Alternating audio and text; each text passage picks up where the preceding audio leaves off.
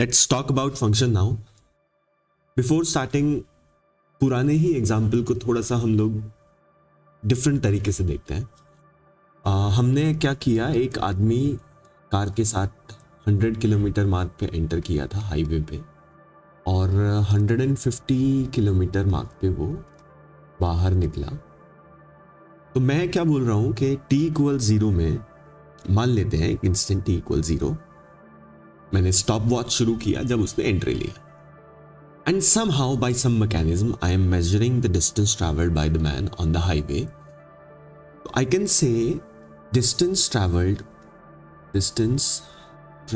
by man depends on time,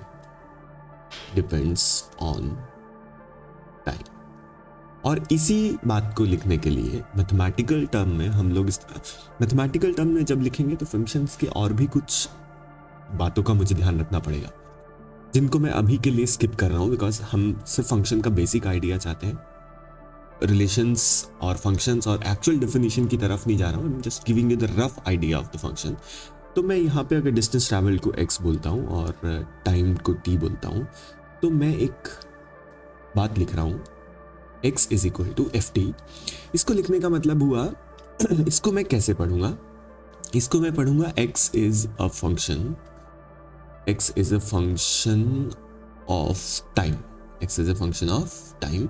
कभी भी अगर आप ऐसा लिखा देखें x is a function of time, तो आप समझिएगा कि x t के ऊपर डिपेंड कर रहा है, x डिपेंड कर रहा है t के ऊपर। ये बहुत अच्छी बात मेरे को लग रहा है।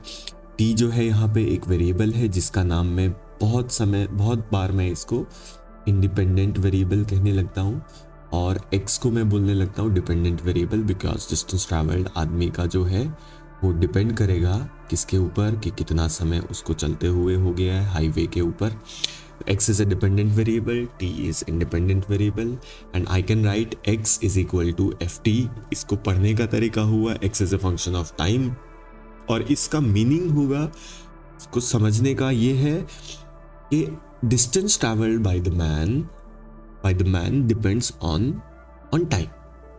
Now what rule, किस रूल के हिसाब से डिस्टेंस ट्रैवल डिपेंड करता है। Now this depends on how fast car travels, या फिर रास्ते में आपको स्पीड ब्रेकर्स मिला था कि नहीं, ट्रैफिक मिला था कि नहीं। तो ये एक बहुत कॉम्प्लेक्स सा रूल एक हो सकता है। वो रूल हम लोग फंक्शन के हिसाब से डिफाइन करते हैं। मैं आपको कुछ और आसान एग्जांपल से समझाना चाहता हूँ।